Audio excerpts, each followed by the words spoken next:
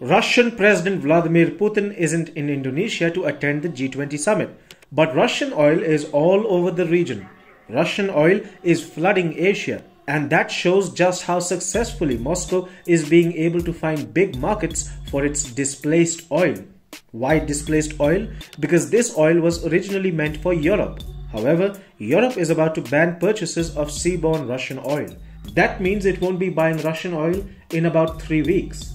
You see, Europe wants to shed its energy dependence on Russia, and Russia too, quite frankly, is done with Europe. Vladimir Putin's focus is now.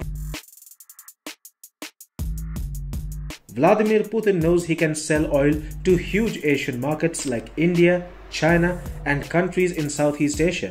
In fact, Japan and South Korea, who are seen as part of the collective West trying to punish Russia for the invasion of Ukraine, continue buying Russian oil as well. Russia's campaign to divert oil to Asia is gathering pace, leaving Europe as the only loser in the entire power play. 2/3 of crude loaded onto tankers at Russian ports is now heading to Asia. According to Bloomberg, China and India form the backbone of this trade. The volume of crude and vessels heading to China, India and Turkey has risen to a record 2.39 million barrels a day in the 4 weeks up to November 11th. Europe and G7 are trying to get an oil price cap in place against Russia. Europe is banning the purchase of Russian oil in December. Ideally, that should scare Russia. How will Moscow make up for these losses, especially if the world's richest nations impose a price cap on Russian oil? You see, according to US officials, up to 80 to 90% of Russian oil will continue to flow outside the price cap mechanism. That roughly translates into just about 1 to 2 million barrels per day of Russian crude and refined products exports getting impacted by the price cap. For context, Russia sold 7 million oil barrels per day in September. In October, Russian oil production stood at 9.9 million barrels per day.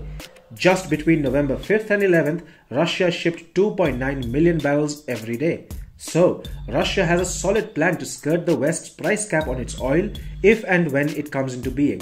On an immediate basis, Russia is diverting oil supplies from Europe to Asian buyers. Selling oil to India and China is no joke. If Russia offers even sweeter deals to these two countries in the future, it might just emerge as their top crude oil supplier.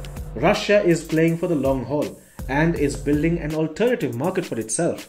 On its part, the US has already said that India can buy as much oil as it wants from Russia, that too outside the price cap mechanism. So, India and China are long-term markets that Russia is trying to build for itself.